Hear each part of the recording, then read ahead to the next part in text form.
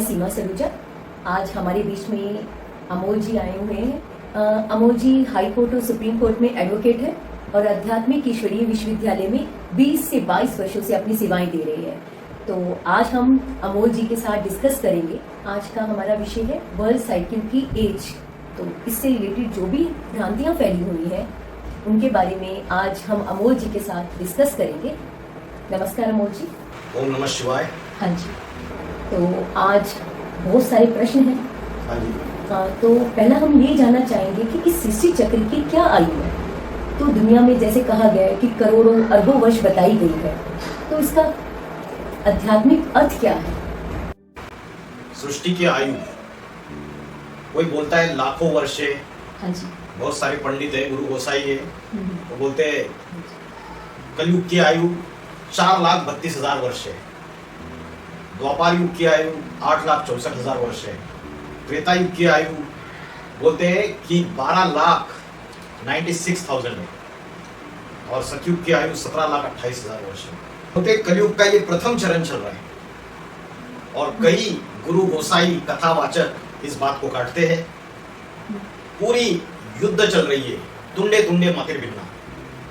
बहन जी, अभी ऐसा समय चल रहा है, ये सोशल मीडिया, इंटरनेट टेक्नोलॉजी, इसमें सारे मतांतर खुल के बाहर आ रहे हैं।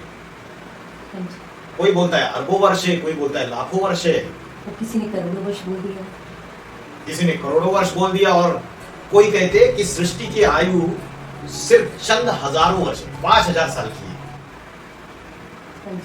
आध्यात्मिक विश्वविद्यालय और ब्रह्म कुमारी संस्था का भी ये मानना है कि सृष्टि की आयु सिर्फ 5,000 साल की है।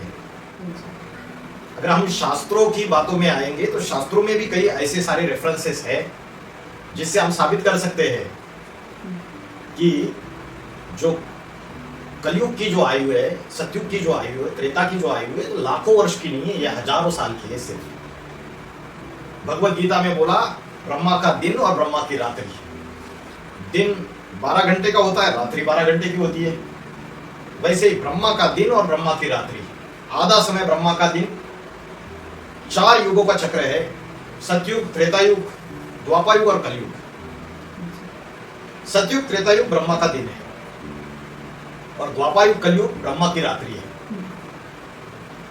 तो भगवत गीता में तो यहां तक बोला द्वौ भूत सर्गो लोको अस्मिन दैव आसुर एव च। मतलब ये जो दुनिया है ये सिर्फ 2 ही कैटेगरीज में डिवाइड है, एक तो देवता कैटेगरीज और एक राक्षसी कैटेगरी। तो प्रश्न आता है देवता कब थे और राक्षस कब थे? बिल्कुल, क्योंकि हम तो अपने को यही सोचते हैं कि हम मनुष्य ही थे, देवता तो यहाँ रहते ही नहीं है। मनुष्य ही देवता बनता है जब सतयुग और त्रेतायुग स्वर्ग की दुनिया है, और मनुष्य ही राक्षसी प्रवृत्तियों वाला बनता है जब द्वापर युग और कलयुग नरक की दुनिया है। अभी नरक में है हम। लोग समझते हैं कि इस धरती के नीचे कई पाताल लोक है और वहां नरक है, और आकाश में चांद, सूर्य, तारों के ऊपर कई स्वर्ग लोक है। स्वर्ग और नरक इसी दुनिया की बात है। इसी दुनिया में जब काम, क्रोध, लोभ, मोह, अहंकार, ये 5 विषय विकार मनुष्य आत्मा के अंदर आ जाते हैं तो ये नरक की दुनिया है। और जब ये 5 विषय विकार नहीं है तो मनुष्य ही देवता के समान है, स्वर्ग की दुनिया है। इसको मुस्लिम लोग बोलते हैं जन्नत, क्रिश्चियन लोग उसको बोलते हैं पैराडाइज, हेवन, हिंदू लोग बोलते हैं वैकुंठ या स्वर्ग। सबने अलग अलग नाम दे दिए, या राम राज्य भी कहो, उसको सतयुग कहो, गोल्डन एज कहो, सबने अलग अलग नाम दे दिए। तो शास्त्रों में कई सारे ऐसे प्रमाण में बहन जी आपको बताऊंगा जिससे आज के जो विद्वान पंडित आचार्य गुरु गोसाई जो बातें कर रहे हैं कि लाखों वर्ष पुरानी ये दुनिया है, कलयुग अभी प्रथम चरण में चल रहा है, ऐसे बोल के दुनिया को बेवकूफ बनाया जा रहा है। जबकि क्रिश्चियन स्कॉलर्स, मुसलमान मौलवी और भारत के हिंदुओं के कई शास्त्र, स्क्रिप्चर्स, जिससे हम साबित कर सकते हैं कि ये सृष्टि सिर्फ और सिर्फ 5,000 साल पुरानी है। हजारों सालों की इसकी आयु है, ये लाखों करोड़ों वर्ष पुरानी नहीं है। आप एग्जांपल ले लीजिए ब्रह्म वैवर्त पुराण का। ब्रह्म वैवर्त पुराण में बहन जी आप अगर देखेंगे वॉल्यूम 4, उसमें 129 गोलक रोहनम मतलब उसमें एक चैप्टर है 129 और उसमें 50वें नंबर के श्लोक में जाइए आप। उसमें लिखा है काले पंच सहस्त्राणी वर्षाणी तिष्ठ भूतले। क्या लिखा है? काले पंच सहस्त्राणी, पंच सहस्त्राणी माना 5000 साल, वर्षाणी तिष्ठ भूतले, पृथ्वी पर जब 5000 साल पूरे हो जाते हैं, पापानी पापिनो यान्ति तुभ्यम दास्यन्ति स्नानता। ये भगवान जो है ये क्या कर रहे? गंगा जी को बोल रहे जब सृष्टि पे 5000 साल का काल पूरा हो जाएगा तो पापी जब सृष्टि लोग अपने पापों को तुझ में दान कर देंगे स्नान करके। 5000 साल का काल पूरा होने में शास्त्रकारों ने क्या कर दिया? शास्त्रकारों ने उसकी व्याख्या कर दी कि 5000 साल के कलयुग के बाद। इधर कलयुग ये शब्द ही नहीं आया, लेकिन मिस इंटरप्रिटेशन, गलत व्याख्या कर दी। तो ब्रह्मवैवर्त पुराण में ये जो बात आई है काले पंच सहस्त्राणी वर्षाणी तिष्ठ भूतले, 5000 साल का काल पूरा होने पर पापी लोग तुझ में स्नान करके पापों का दान देते हैं। ऐसी बात अगर आप भागवत पुराण में देखेंगे, भागवत पुराण का वॉल्यूम 12 चैप्टर 2 और श्लोक नंबर 31 में जाइए। भागवत पुराण में बोला है कि जो सप्तर्षि है वो सप्तर्षि मघा नक्षत्र में जब विचरण करते हैं तब 1200 साल का कलयुग आरंभ हो जाता है। ये भागवत पुराण में बात बोली है। जब मघा नक्षत्र में विचरण करते हैं सप्तर्षि तो 1200 साल का कलयुग आरंभ हो जाता है। तो यहां तो क्लियर कट बोल दिया कि 1200 इयर्स का कलयुग है। और आपको और एक प्रमाण बताता हूं, हरिवंश पुराण। हरिवंश पुराण में खंड 2 चैप्टर नंबर 8 और श्लोक नंबर 14 में जाइए आप। हरिवंश पुराण में बोला है क्रूर कलयुग अपनी 200 वर्ष की संध्या के साथ साथ 1000 वर्षों का बताया गया है। संध्या उसका लास्ट समय, जैसे रात्रि और दिन इन दोनों को जोड़ने की संध्या होती है। तो कलयुग में जब एंड आता है तो बोला 200 वर्ष की संध्या और 1000 वर्ष का कलयुग उसके साथ मिला के मतलब 1200 वर्ष। ये बात भी हरिवंश पुराण में बोली है। तो शास्त्रों में प्रमाण आते हैं, इन प्रमाणों को आज हम देख नहीं रहे। कुछ कुछ शास्त्रों की बातें उठा के लोग बोल रहे लाखों वर्ष पुरानी है और उसमें भी मिस इंटरप्रिटेशन, व्याख्या गलत की हुई है। ओरिजिनल श्लोक अगर आप देखेंगे तो आपको ओरिजिनल श्लोक में कहीं भी दिव्य वर्ष की कंसेप्ट नहीं मिलेगी। लेकिन महाभारत का जो शांति पर्व है उसमें मिस इंटरप्रिटेशन किया हुआ है। आप महाभारत के वन पर्व में जाइए। महाभारत के वन पर्व में 188 नंबर अध्याय में आप 25 और 26 नंबर के श्लोक देखिए। उसमें बोल दिया है कलयुग की आयु 1000 वर्ष की है, 100 वर्ष उसकी संध्या है और 100 वर्ष उसका संध्यांश है। इससे भी साबित होता है 1200 वर्ष की है करके। फिर आप उसका जो चैप्टर नंबर 188 में श्लोक नंबर 29 और 30 में जाइए। उसमें भी एक बात बोली है कि 1000 वर्ष बीतने पर कलयुग के अंत में जब थोड़ा समय शेष बच जाता है तब ये सारी दुनिया, सारे मनुष्य मिथ्यावादी हो जाते हैं। मिथ्यावादी माना ढोंगी, झूठे, पाखंडी। और विद्वान लोगों का कहना है वो जो समय है वो सारे सृष्टि का प्रलय काल है। तो महाभारत वन पर्व में भी ये बात साबित हो जाती है। उसके बाद आइए आप महाभारत का शांति पर्व। महाभारत के अलग अलग पर्व है, द्रोण पर्व है, भीष्म पर्व है, शांति पर्व है। जैसे भगवत गीता के 18 अध्याय है वैसे महाभारत में भी 18 पर्व है। ये बात सुनी थी आपने? 18 पर्व के बारे में। हाँ जी। तो ये जो 18 पर्व है उसमें शांति पर्व करके है। और शांति पर्व में आप अगर देखेंगे तो कलयुग की जो आयु है वो 1200 वर्ष है। शास्त्र क्या बोलते हैं?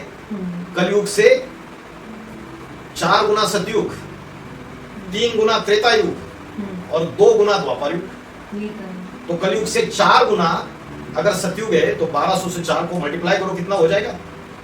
48। यस, 4800, 4800 इयर्स सतयुग। और ये बोला है महाभारत के शांति पर्व में, ये बात बोली हुई है।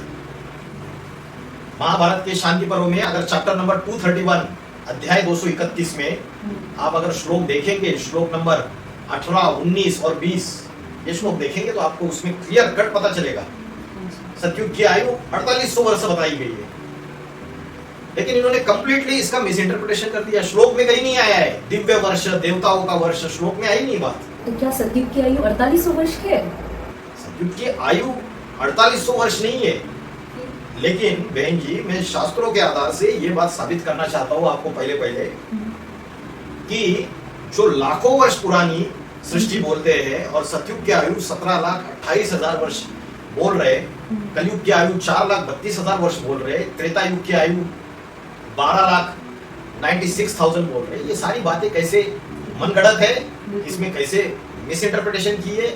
एटलीस्ट इतना तो साबित हो रहा है कि चारों युगों की सतयुग, त्रेता युग, द्वापर युग और कलयुग, ये चारों युग मिलके आयु हजारों साल में ही है, इतना तो साबित हो रहा है। तो महाभारत के शांति पर्व में अगर आप देखेंगे तो जो काल गणना है उससे रिलेटेड अलग अलग श्लोकों में, जैसे श्लोक नंबर 12 देखिए आप, उसमें उन्होंने क्लियर कट बताया एक मुहूर्त कैसे बनता है। जैसे हम पलक झपकते हैं ना, इसको बोलते हैं निमेश। क्या बोलते हैं? निमेश। तो बोला जब 15 निमेश होते हैं तो एक काष्ठा बनता है, 15 निमेश का एक काष्ठा, 30 काष्ठा का एक कला और 30 कलाओं का एक मुहूर्त। ये श्लोक में बोला है 12 नंबर श्लोक में। लेकिन फिर इन्होंने इंटरप्रिटेशन में अपनी मतमतांतर घुसेड़ दी। इन्होंने ये काल की जो व्याख्या की एक मुहूर्त की, उसमें और एक चीज ऐड कर दी। बोली ये जो एक मुहूर्त है, एक मुहूर्त होने के लिए 30 कलाओं के साथ साथ उसके साथ साथ कला का जो 10वां भाग है वो भी ऐड करना है। मतलब 30 कला प्लस 3 काष्ठा इज इक्वल टू 1 मुहूर्त, ऐसा डिफाइन कर दिया उन्होंने। तो जब पहले ही मुहूर्त की गणना श्लोक में क्लियर कर दी हुई है, तो शास्त्रकारों ने व्याख्या में फिर कला का जो 10वां भाग है वो ऐड करने के लिए अपनी मतमतांतर क्यों उसमें घुसेड़ दी। तो ये समस्या है। धीरे धीरे द्वापर युग से लेकर कलयुग में शास्त्रों में अपने अपने मतांतर, अपनी अपनी व्याख्याएं ऐड करते गए अपनी अपनी बुद्धि के अनुसार। और कलयुग में बुद्धि तो सबकी विकृति हो चुकी है। तभी ये सारी भ्रांतियां फैलती जा रही है और लोग जान ही नहीं पा रहे हैं कि सच्चाई क्या है। हाँ जी। कि कलयुग कितना रह गया है और क्या वर्ष है। सतयुग में सात्विक बुद्धि, हाँ जी। त्रेता युग में सतो सामान्य, हाँ जी। द्वापर युग में राजसी बुद्धि और कलयुग में तामसी बुद्धि। तो कलयुग में जब बुद्धि तामसी बनी तो शास्त्रकारों ने अपनी अपनी व्याख्याएं, अपने अपने मतमतांतर उसमें डाले। हाँ जी।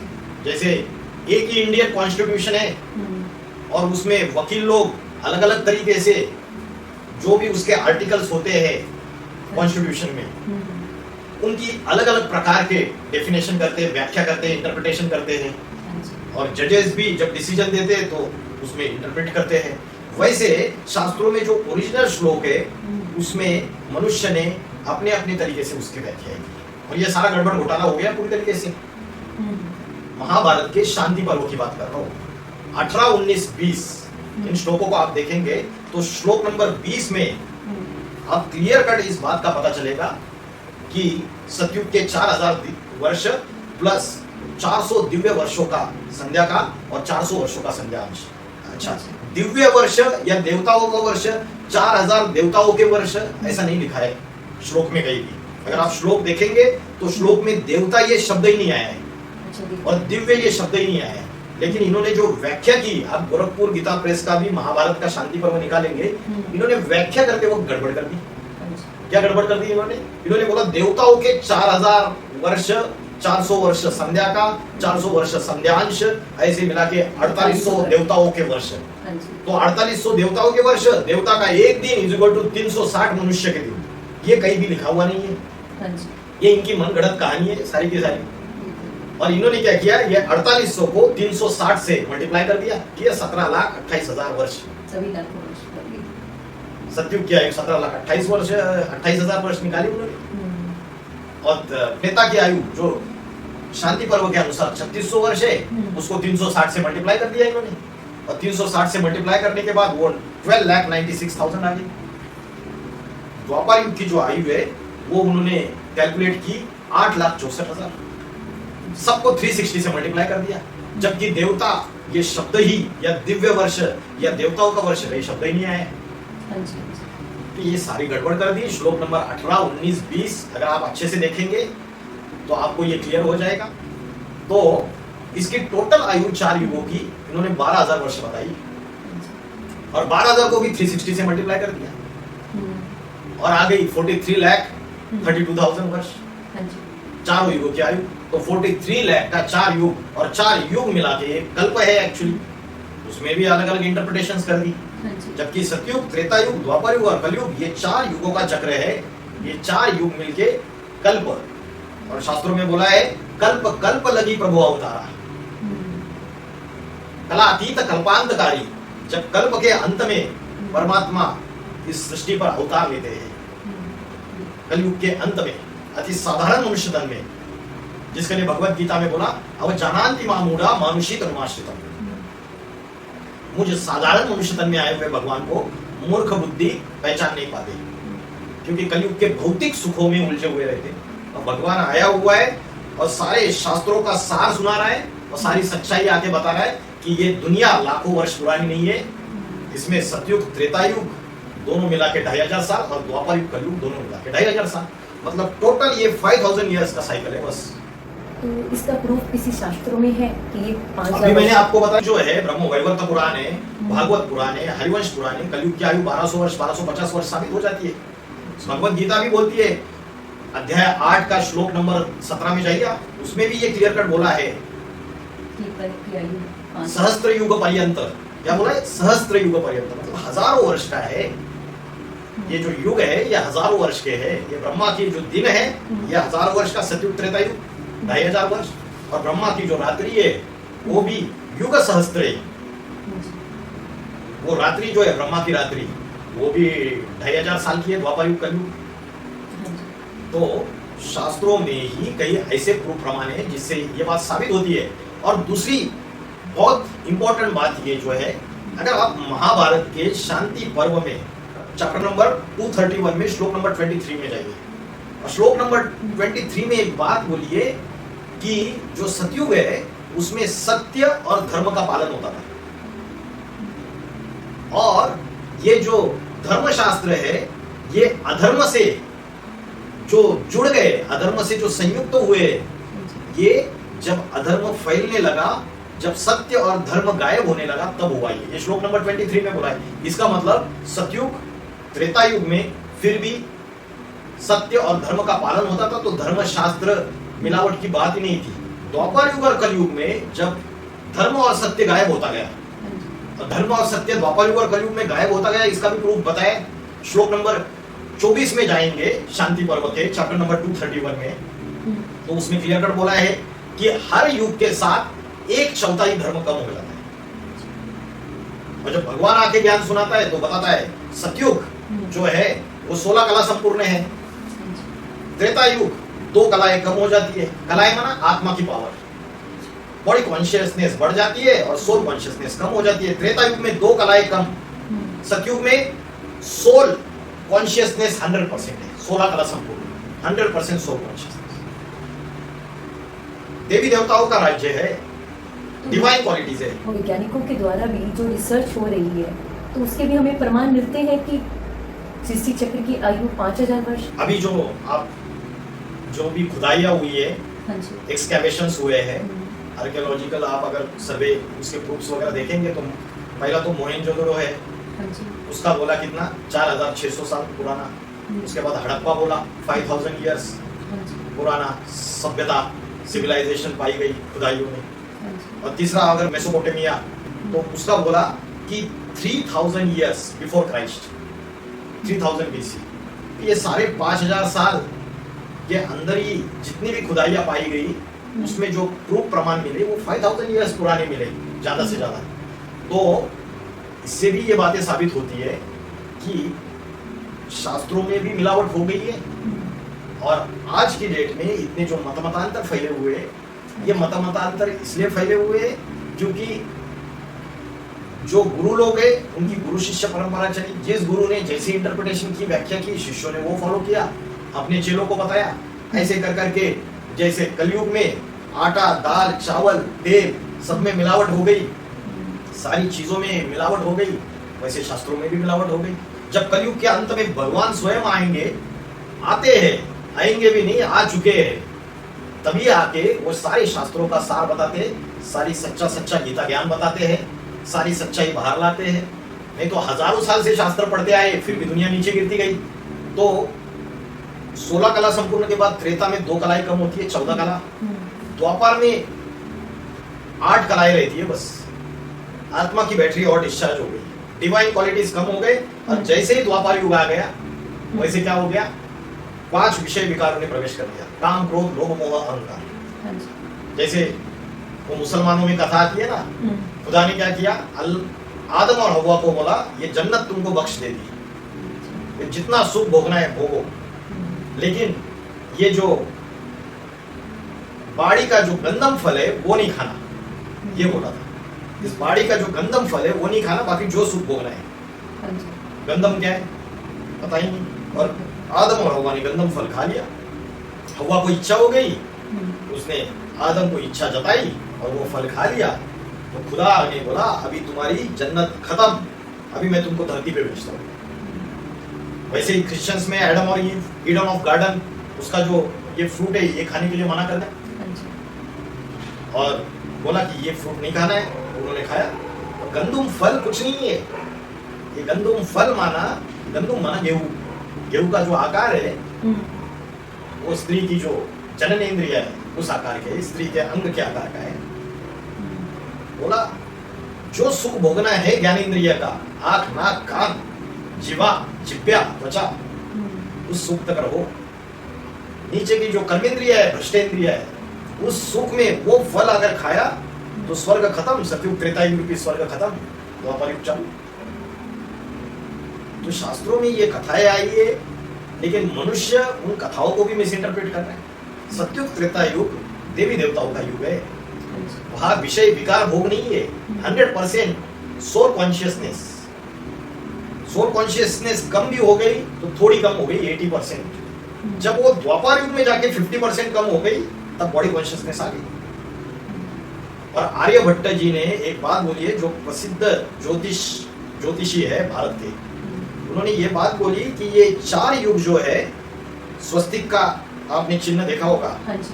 तो ये जो 4 युग है उसमें सतयुग, त्रेता युग, द्वापर युग और कलयुग, ये चारों युगों की जो आयु है वो समान है, अलग अलग नहीं है। जैसे शास्त्रों में बोला सतयुग 4800 साल का, त्रेता युग 3600 साल का, द्वापर युग 2400 साल का और कलयुग 1200 साल का। बोला ऐसे नहीं है, बोला चारों युगों की आयु समान है। वो गणिती थे, ज्योतिषी थे, उन्होंने पूरा अभ्यास करके वो कैलकुलेशन की थी। तो इससे भी ये बात साबित होती है कि 1250 वर्ष का सतयुग, 1250 वर्ष का त्रेता युग, 1250 वर्ष का द्वापर युग और 1250 वर्ष का कलयुग। और अगर और मजे की बात देखिएगा इसमें, हिस्टोरियंस, कोई भी हिस्ट्री के प्रोफेसर से उनके पास जाइए, दिल्ली यूनिवर्सिटी के, बड़े बड़े यूनिवर्सिटी के, उनको पूछिए कि अभी तक कितने हजार वर्ष का हिस्ट्री अवेलेबल है दुनिया में। तो 2500 साल से पुराना हिस्ट्री अवेलेबल नहीं है। जब इब्राहिम आए, जिनको अब्राहम भी बोलते हैं, अब्राहमिक रिलीजन, और जब उन्होंने इस्लाम की स्थापना की 2500 इयर्स बैक, और ये जो है वहां तक का हिस्ट्री अवेलेबल है। भारत में राजा विक्रमादित्य जी ने जब सोमनाथ का शिवलिंग स्थापन किया, 2500 साल का हिस्ट्री अवेलेबल है। तो जो कैलेंडर बनते हैं ना, कैलेंडर बनते हम दिन की गणना करना शुरू कर देते हैं, कैलकुलेशन करना शुरू कर देते हैं। अभी कितना चल रहा है? 2025 चल रहा है। और ये जो कैलेंडर है ये ग्रेगोरियन कैलेंडर करके है, उसको फॉलो कर रहे हैं हम। विक्रम संवत है, हिजड़ी संवत है, शक संवत है, आप कितने भी देखेंगे ना, 5000 साल से पुराना कोई नहीं, 5000 6000 साल से, इससे भी साबित होती है। और काल की गणना आपने कब से चालू कर दी? जब दुख आया तब आपने दिन गिनना चालू कर दिया। बोलते हैं ना, दुख में तू बिल्कुल जाए रुक, अरे कैसी तेरी रीत, समय तू जल्दी जल्दी। दिन की गणना जो शुरुआत हुई, ये द्वापर युग कलयुग से शुरुआत हुई, और 2500 साल की गिनती हमारे पास है। जीसस क्राइस्ट आए आज से 2000 साल पहले, और बिफोर क्राइस्ट हम बोलते हैं, है ना। तो 2500 साल का हिस्ट्री हमारे पास अवेलेबल है द्वापर युग और कलयुग का, क्योंकि दुख आया द्वापर युग से भ्रष्ट इंद्रियों से आचरण होने लगा, मनुष्य विषय विकारों में फंस गया, विषय वासना में फंस गया। उस हव्वा ने और आदम को बोला था गंदुम फल नहीं खाना है, खा लिया। तो देवताएं जो है वो वाम मार्ग में चले गए और राक्षसी प्रवृत्ति अंदर आ गई। तो जो 2500 साल का हिस्ट्री अवेलेबल है और जो पहले 2500 साल का हिस्ट्री अवेलेबल नहीं है, वो सुख का समय है, सत्युग और त्रेता युग। तो 2500 ये और 2500 वो, 5000 साल का ये सृष्टि का साइकिल। ये जो दिव्य वर्ष की और ये जो देवता की कंसेप्ट इन्होंने बताई और शांति पर्व में जो व्याख्या की कि एक देवता का जो दिन है उसको 365 से 360 से मल्टीप्लाई कर दिया और उसकी आयु बताई। एक देवता का वर्ष दिव्य वर्ष इंटू 360 ये आयु निकाली उन्होंने और उसके हिसाब से लाखों वर्ष का बता दिया। लेकिन अगर ये बात अगर आप देखेंगे, अब मुझे बताइए, शास्त्रों के अनुसार बोलते हैं कि महाभारत युद्ध आज से 5000 साल पहले हुआ और बोलते हैं कि द्वापर का अंत था। शास्त्रकार ऐसे बात बोलते हैं। तो द्वापर का अंत था 5000 साल पहले, तो कृष्ण का जन्म भी 5000 साल पहले हुआ, इसका मतलब है ना। जबकि कृष्ण को तो द्वापर में ही कहते हैं कि द्वापर में जन्म लिया, नहीं ना। तो द्वापर के अंत में वो लोग बोल रहे 5000 साल पहले द्वापर का अंत था। अभी कलयुग प्रथम चरण का चल रहा है, अभी 4,32,000 का कलयुग है, तो अभी बहुत 4,27,000 ईयर्स बाकी है अभी, ऐसा बोलते हैं। तो कृष्ण का जन्म वो बोलते 5000 साल पहले हुआ। मतलब अभी सुधांशु त्रिवेदी जी जो सांसद है, उन्होंने पार्लियामेंट में एक बात कही कि जो राम का जन्म है उसके बारे में उन्होंने बात बताई और उन्होंने रेफरेंस दे दिया राम के जन्मदिन से related, NASA platinum code software का रेफरेंस दिया। वो एक सॉफ्टवेयर बना हुआ है नासा ने, उस सॉफ्टवेयर में उन्होंने प्लैनेटरी पोजीशंस जो है उसके अनुसार कि जब शास्त्रों में जैसी बात लिखी है कि राम का जब जन्म हुआ तो क्या था, सूर्य मेष राशि में था, मंगल मकर राशि में था और शनि तुला राशि में था और शुक्र मीन राशि में था। तो उसके अनुसार वो सारी प्लैनेटरी पोजीशंस उन्होंने वर्कआउट करके उसमें डाली उस सॉफ्टवेयर में, और उस सॉफ्टवेयर में डालने के बाद उनको क्या आंकड़ा मिला, 10 जनवरी 5114 बीसी बिफोर क्राइस्ट। मतलब क्राइस्ट ने क्रिश्चियन धर्म की स्थापना की 2000 साल पहले, 5000 इयर्स बैक जाओ, मतलब 7000 साल पहले राम का जन्म हुआ। ऐसा ये लोग छाती ठोक के बोल रहे हैं अभी, और 5000 साल पहले कृष्ण का जन्म हुआ। अगर ये बात इनकी सच मानते हैं तो शास्त्रकारों की सारी बातें भी झूठी हो गई। कैसे?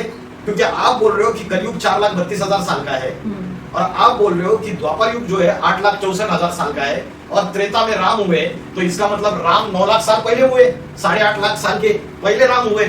लेकिन आप बोल रहे हो कि 7,000 साल पहले राम का जन्म हुआ है। तो आप दो व्यू रख रहे हो, आपकी बातें कॉन्ट्राडिक्टरी है, आपकी बातें एक दूसरे से तालमेल नहीं खा रही है। या तो 7,000 साल की बात सच है, या तो 8,64,000 के भी पीछे जाओ, त्रेता युग में मतलब राम का जन्म 9 लाख साल पहले हुआ। तो ये सारी बातें जो है अपनी अपनी डफली, अपनी अपनी राख, तुंडे तुंडे मतिर भिन्ना, ऐसा समय चल रहा है। शास्त्रकार कथावाचक, अभी कथावाचक एक है आपके देवकी नंदन जी, वो खुल्लम खुल्ला बोलते हैं कि अभी सृष्टि की आयु 10-12 साल रह गए बस, और वो भविष्य मालिका का आधार लेते हैं, जो उड़ीसा के अच्युतानंद स्वामी है भविष्य मालिका, उनका रेफरेंस लेते हैं और वो बोलते हैं कि बहुत थोड़े लोग बचेंगे, बाकी सारी दुनिया नष्ट हो जाएगी, वो भी उसका आधार लेते हैं। तो वो शास्त्रकारों में भी आपस में मतांतर है।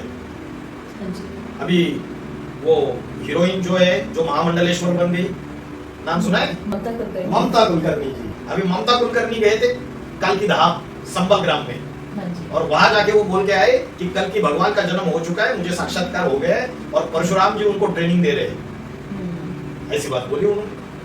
तो बोला कि कल की भगवान का जन्म हो चुका है। अगर कल की भगवान का जन्म हो चुका है तो ये कलयुग का अंतिम समय है।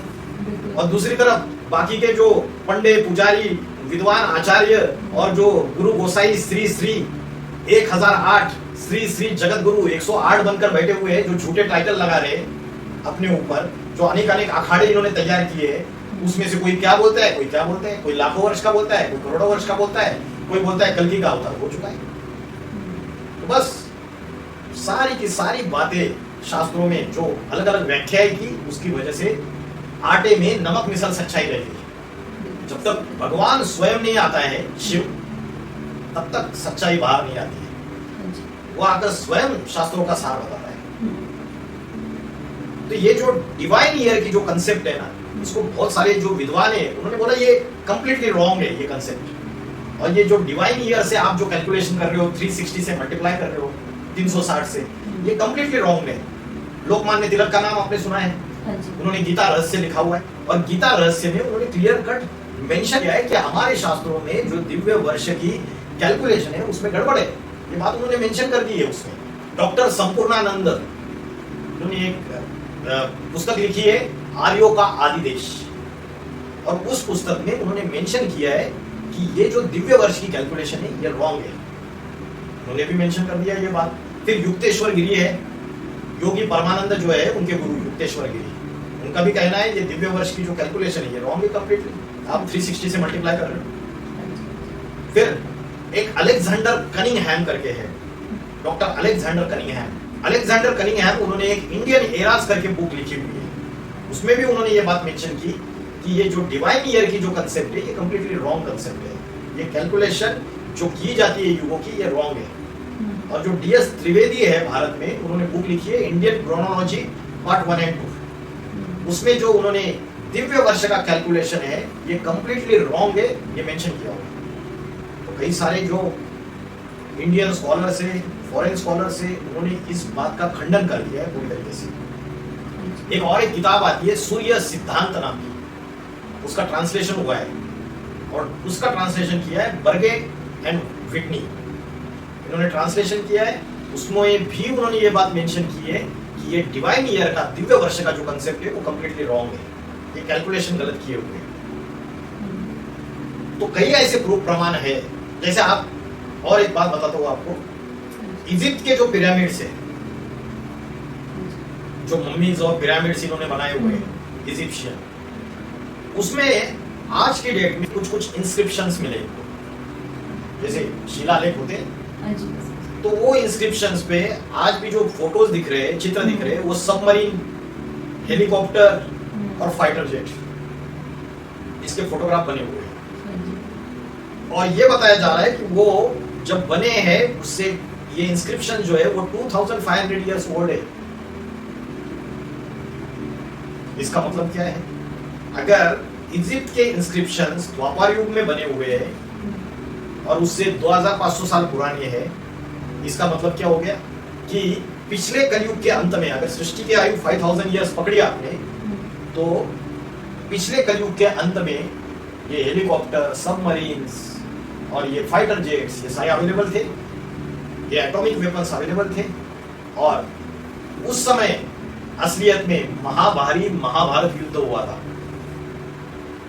शास्त्रों में एक बात बोलते हैं कि आज से 5000 साल पहले महाभारत युद्ध हुई, ये बात बोलते हैं, लेकिन वो समय आज से 5000 साल पहले द्वापर का अंत था, ये रॉन्ग है।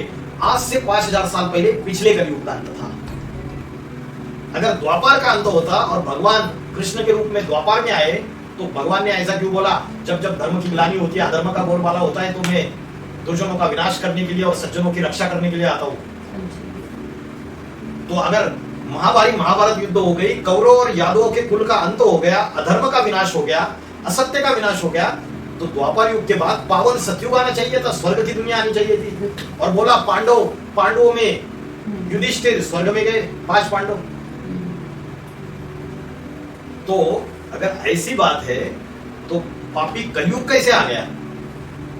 इससे साबित होता है बहन जी कि जो 5000 साल पहले जो भगवान आए थे इस धरती पे और उन्होंने जो गीता ज्ञान सुनाया था, वो पिछले कलयुग का अंतिम समय था, पापी कलयुग का, ना ही द्वापर का अंत था। तो काल गणना में जो कैलकुलेशन है टाइमलाइन की, उसमें जो मिस्टेक्स किए, अपने अपने मिस इंटरप्रिटेशंस किए, उससे सारा गड़बड़ घोटाला है।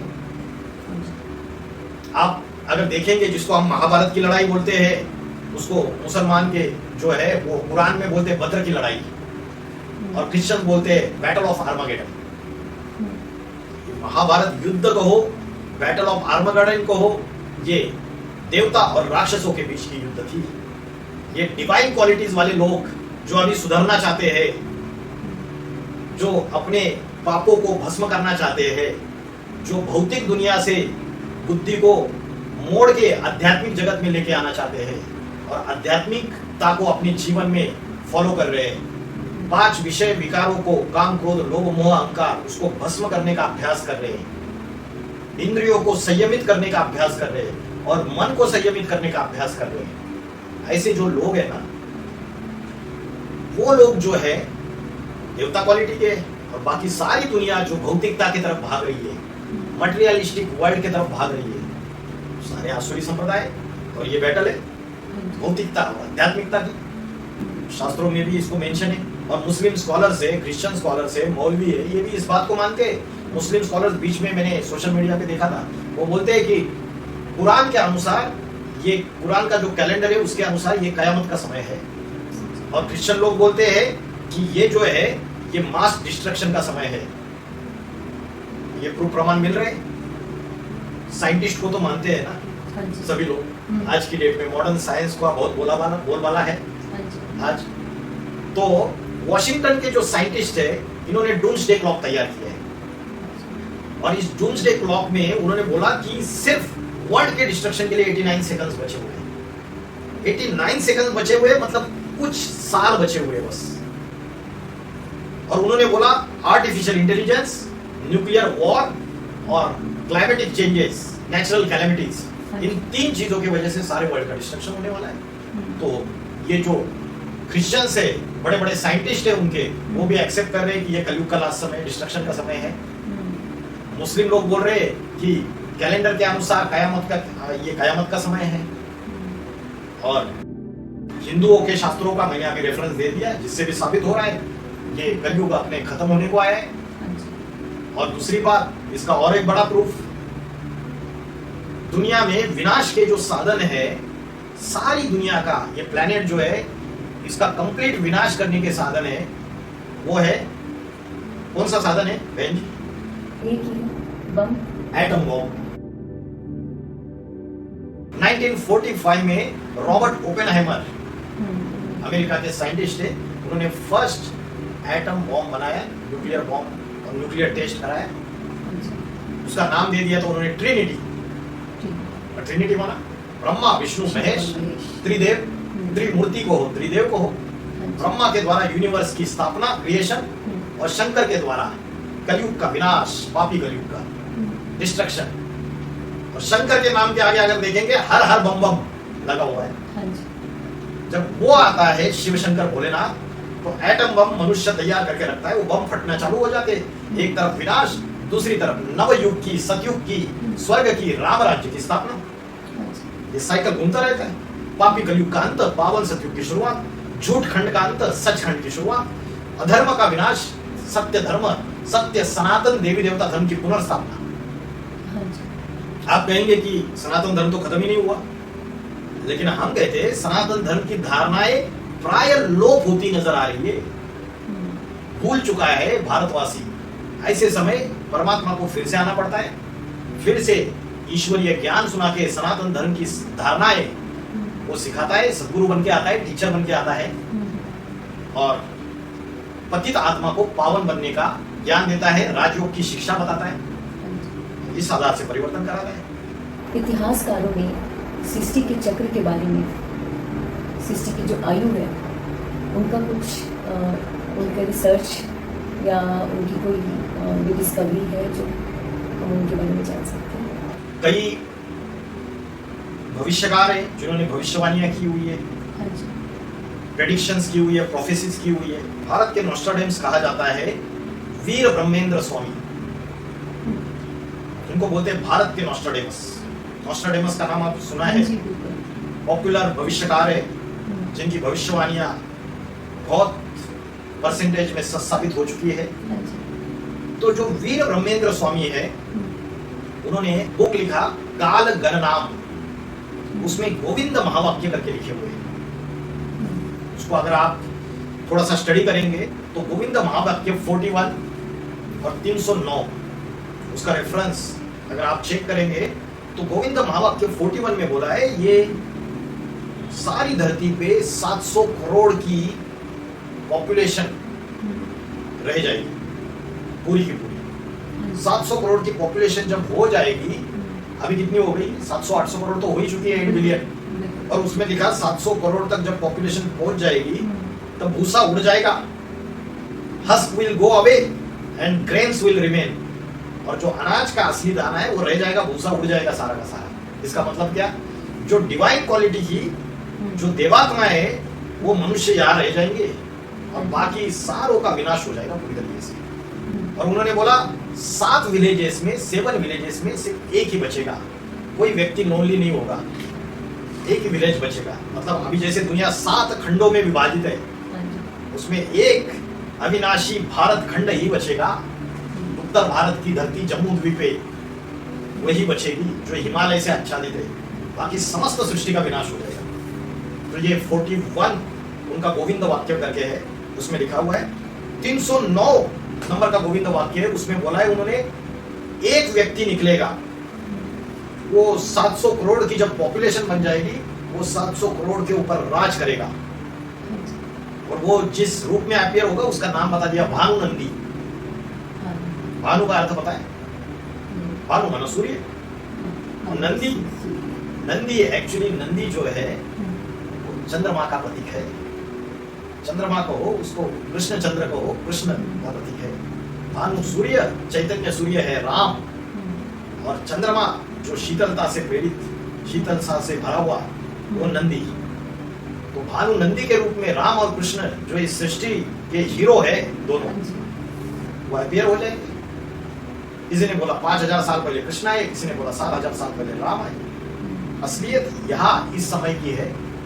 इस समय परमात्मा शिव, राम और कृष्ण जो जन्म मरण के चक्र में आने वाली आत्माएं हमारे तुम्हारे जैसे, उनके साधारण मनुष्य शरीर में जो कलयुग के अंत का शरीर है उसमें अवतरित होके उनके द्वारा इस सृष्टि का परिवर्तन करते हैं। तो ये जो वीर ब्रह्मेंद्र स्वामी है, इन्होंने ये भविष्यवाणियां की है, अपने किताब में ये बातें लिखी हुई है जो टैली होती है। उन्होंने यहाँ तक कि 16वां उनका गोविंद वाक्य और 20वां गोविंद वाक्य अगर आप उसको पढ़ेंगे तो उन्होंने बोला है कि 16वें गोविंद वाक्य में 5000 साल के बाद इस धरती पर सारे संकट मंडराएंगे, और यहाँ तक बोला है कि कैलेमिटीज आएगी, भूकंप आएंगे, ज्वालामुखी आएंगे, सुनामी आएंगे, बड़ा वानर आएगा, आग लगेगी जंगलों में, सागर में आग लगेगी। और 20वां जो गोविंद वाक्य है उन्होंने उसमें बोला है कि 5000 साल के बाद सारी की सारी जो कम्युनिटीज है वो एक हो जाएगी, और अमीर और गरीब में कोई भेद नहीं रहेगा, सारे एक समान बन जाएंगे। इसका मतलब वसुधैव कुटुंबकम, एक जाति, एक धर्म, एक भाषा, एक राज्य और एक राजा। यथा राजा तथा प्रजा। राम राज्य आएगा, सतयुग आएगा, स्वर्ग स्थापन हो जाएगा और अनेकता का विनाश हो जाएगा। तो उनकी जो बातें हैं वो टैली हो रही है। बाइबल में एक बहुत सुंदर बात बोली है, 3000 साल पहले लॉर्ड कृष्ण का राज्य था दुनिया में या भारत में। लॉर्ड कृष्ण करके बोलते हो। 3000 years before there was a heaven, Lord Krishna का राज्य था। तो आज से 2000 साल पहले जीसस क्राइस्ट ने क्रिश्चियन धर्म स्थापन किया, और उससे 3000 years बैक मतलब टोटल 5000 years पहले हेवन था, मतलब सतयुग था, राम राज्य था। तो ये साइकिल 5000 years का है। इसके कई प्रमाण मिलते हैं भगवत गीता में 8वें अध्याय के 26वां श्लोक लिखिए, 26 श्लोक। उसमें शुक्ल पक्ष, कृष्ण पक्ष। तो एक महीने में 15 दिन शुक्ल पक्ष होता है, 15 दिन कृष्ण पक्ष, 2 वीक्स शुक्ल पक्ष, 2 वीक्स कृष्ण पक्ष, आधा है। वैसे एक साल भी जैसे महीना शुक्ल पक्ष और कृष्ण पक्ष में डिवाइड है। जो शुक्ल पक्ष है वो क्या है, पॉजिटिविटी की तरफ है, कृष्ण पक्ष नेगेटिविटी की तरफ है, सतयुग त्रेता युग पॉजिटिविटी की तरफ है, आधा 2500 साल, और द्वापर युग कलयुग नरक की दुनिया है, नेगेटिविटी की तरफ है। फिर आइए साल में, एक साल भी 2 इसमें डिवाइड है, पता है? हाँ, एक साल किसमें डिवाइड है? 2 के भी तो 4 भी तो कह ही सकते हैं, जैसे कि दुनिया में कहते हैं सीजन्स के हिसाब से बांटा जाता है। 2 में डिवाइड इस तरीके से। भगवत गीता का 8वें अध्याय का 24वां श्लोक और 25वां श्लोक, उसमें उत्तरायण और दक्षिणायन की बात की है। जो शुक्ल पक्ष है उसमें उत्तरायण हो जाता है, कृष्ण पक्ष दक्षिणायन हो जाता है। तो 6 महीने उत्तरायण, 6 महीने दक्षिणायन। तो 6 महीने मतलब आधा ब्रह्मा का दिन, आधा ब्रह्मा की रात्रि। तो ये जो कंसेप्ट है इससे साबित होता है कि सतयुग त्रेता युग आधा और द्वापर युग आधा, द्वापर युग कलयुग रात्रि के समान, नरक की दुनिया, अंधकार की दुनिया जिसमें आत्मज्ञान नहीं है, परमात्मा ज्ञान नहीं है, और सतयुग त्रेता युग ऐसी दुनिया जहाँ सुख ही सुख है, जहाँ 5 विषय विकार नहीं है, और जहाँ आत्मज्ञान है, आत्मज्ञान का प्रारब्ध है, जहाँ वो स्वर्ग की दुनिया। तो ऐसे करके डिवाइड हो सकता है। और जो दूसरे भविष्यकाल है जिसकी मैं बात कर रहा था, उसमें आपने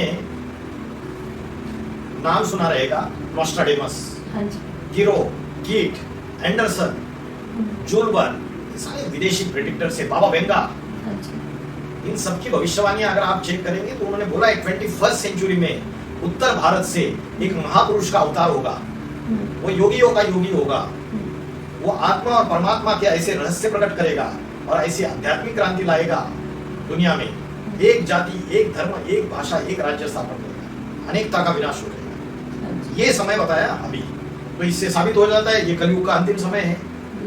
एटम बम तैयार हो चुके हैं, छोटी से छोटी कंट्री के पास एटॉमिक वेपन्स हैं, न्यूक्लियर वेपन्स हैं। मेरे घर के नीचे अगर किसी ने बारूद बिछाई हुई है तो क्या मेरे घर के सजावट के लिए बिछाई है? जरूर मेरे घर का विनाश होना है, निश्चित है। तो आज रशिया, अमेरिका, इनके पास सबसे ज्यादा एटॉमिक वेपन्स है, पाकिस्तान के पास एटॉमिक वेपन्स है, भारत के पास एटॉमिक वेपन्स है, नॉर्थ कोरिया जैसा छोटा सा देश है, उसके प्रेसिडेंट किम जोंग, उनके पास भी एटॉमिक वेपन्स है और सारी दुनिया को धमकी दे रहे हैं, वो ये कर दूंगा, वो कर दूंगा। तो ये जो बड़े बड़े प्रेसिडेंट बैठे हुए हैं, इनकी बुद्धि अगर सटक गई, खोपड़ी अगर थोड़ी सी हिल गई, ये रिमोट कंट्रोल का बटन प्रेस करेंगे, ये न्यूक्लियर वेपन्स सारा विस्फोट हो जाएगा, जिससे अर्थ का टेम्परेचर इंक्रीज हो जाएगा। अर्थ का टेम्परेचर इंक्रीज होने से उत्तर ध्रुव और दक्षिण ध्रुव के जो ग्लेशियर से वो मेल्ट हो जाएंगे, जिससे समुद्र का जलस्तर बढ़ जाएगा। समुद्र का जलस्तर बढ़ने से बड़े बड़े जो भूखंड है, आइलैंड से, अमेरिका, यूरोप, ये आइलैंड से, Australia, New Zealand, Africa, these are all islands, China, Russia, ये सारे के सारे समुद्र के अंदर समाहित हो जाएंगे। भारत का जो उत्तर भारत का हिस्सा है वो अविनाशी खंड है, उसका कभी विनाश नहीं होता है और सनातन का भी कभी विनाश नहीं होता है, सिर्फ वो बचेगा। भारत विश्वगुरु कहलाएगा। तो भविष्यकाल जो है उसमें कल की पुराण, भारत के अंदर गोपीनाथ शास्त्री कल की पुराण, कल की पुराण ने अपने शास्त्र में जो भी लिखा है, उन्होंने उसमें लिखा है स्वतंत्रता के बाद भारत में एक ऐसा महापुरुष का उदय होगा जो वैज्ञानिकों का भी वैज्ञानिक होगा, वो आत्मा और परमात्मा के रहस्य प्रकट करेगा, योद्धाओं की तरह साहसी होगा, अश्विनी कुमारों की तरह वीर, सुंदर, शास्त्रों का प्रकांड पंडित व मानवतावादी होगा। तो ये बातें एक्चुअल में बोला है।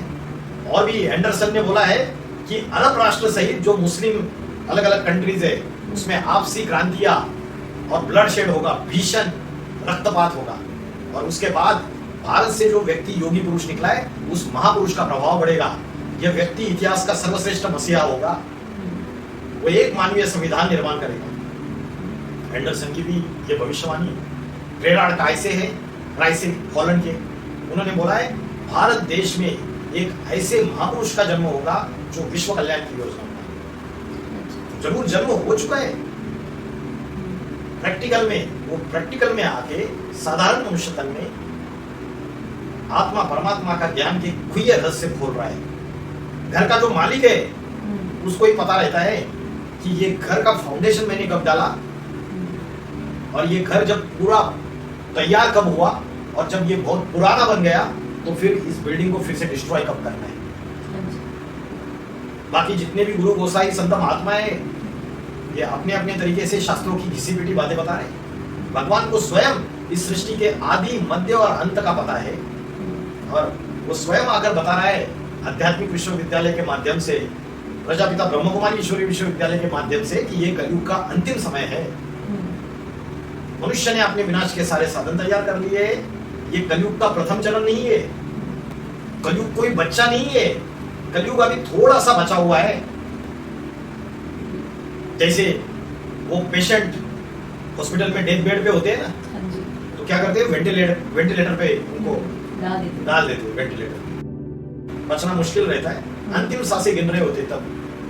वैसे ये सारी दुनिया अभी अंतिम सांसें गिन रही है और आपको तो दिख ही रहा है अभी थर्ड वर्ल्ड वॉर के कगार पे सारी दुनिया खड़ी हुई है। वहां से रशिया और यूक्रेन की वॉर चल रही है, या भारत पाकिस्तान की वॉर चल रही है, इसराइल पैलेस्टाइन, ईरान लेबनान, इनके बीच में वॉर चल रही थी कुछ दिन पहले, चीन ताइवान के ऊपर आक्रमण करना चाहता है, सारे आपस में लड़ाई झगड़ा कर रहे हैं। उधर से तुर्कस्तान पाकिस्तान को मदद कर रहा है।